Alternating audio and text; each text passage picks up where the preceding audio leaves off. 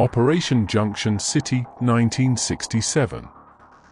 In early 1967, the United States launched one of the largest operations of the Vietnam War. Its name was Operation Junction City. The target was War Zone C, a heavily contested region near the Cambodian border northwest of Saigon. For years, the area had served as a major Viet Cong and North Vietnamese sanctuary. Hidden beneath jungle canopy were base camps, supply areas, hospitals, communication sites, and command facilities used to direct operations against South Vietnam. American commanders believed the Central Office for South Vietnam, often called COSVN, might be operating somewhere in the region. COSVN was not a single building or bunker. It was a mobile communist command structure, difficult to locate and even harder to destroy. Still, if U.S. forces could strike deep into War Zone C, they might disrupt enemy control, capture supplies, and force major enemy units into battle. Operation Junction City began on February 22, 1967. The scale was enormous. More than 20,000 American and South Vietnamese troops took part, including elements of the 1st Infantry Division, 25th Infantry Division, 173rd Airborne Brigade, 11th Armored Cavalry Regiment, and other supporting units. The plan was to surround and sweep the enemy sanctuary. Infantry, armor, artillery, helicopters, and air support would move into the jungle from multiple directions. Roads would be cut. Escape routes would be blocked. Search and destroy missions would push through base areas that the enemy had long considered protected. But the most dramatic opening move came from the sky. On the first day of the operation, paratroopers of the 173rd Airborne Brigade jumped into War Zone C. It was one of the rare major combat parachute assaults of the Vietnam War. Hundreds of paratroopers dropped into the landing zone while helicopters and ground forces moved elsewhere in the region. The jump was designed to quickly place troops behind enemy positions and help seal off the area. For many watching from the ground and air, it looked like something from an earlier war, parachutes opening over Vietnam while a modern helicopter war unfolded below. Once on the ground, the troops began searching the jungle.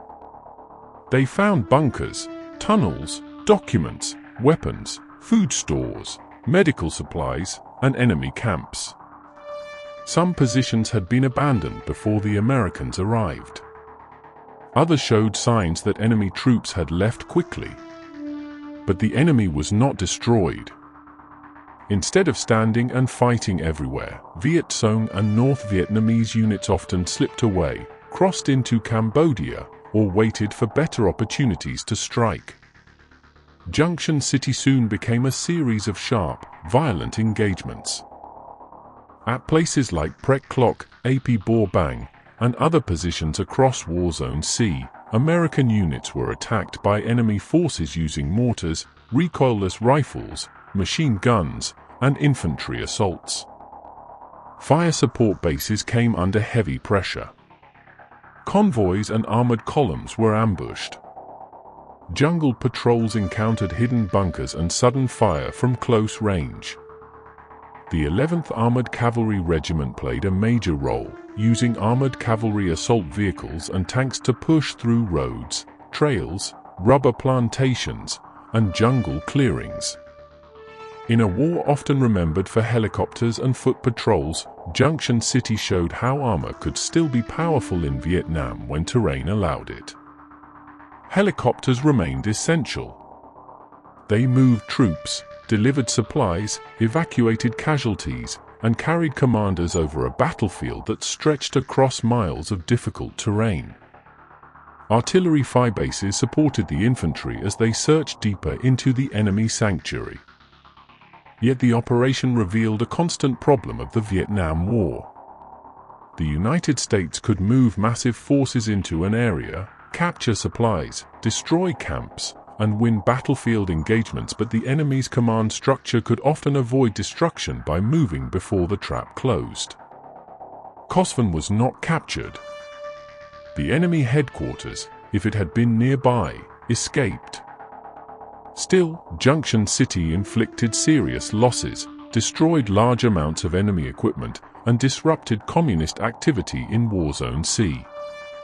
It proved the United States could launch a massive coordinated operation involving airborne troops, armor, infantry, artillery, helicopters, and air power.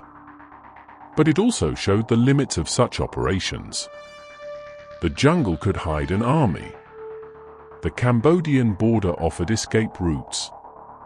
Enemy forces could avoid battle when they chose, then return after American troops moved on. Operation Junction City ended in May 1967. It became remembered as the largest U.S. operation of the war up to that time and one of the few to include a major airborne assault. For the soldiers who took part, it was remembered as weeks of heat, dust, jungle movement, ambushes, helicopter landings, armored columns, and the search for an enemy command that always seemed just out of reach. Junction City was massive. It was bold. It struck deep into enemy territory. But like so much of the Vietnam War, it ended with both success and frustration. The Americans had hit War Zone C hard, but the war itself kept moving. If you have any photos, videos, or stories to share, please send us a message. And to all veterans, thank you for your service.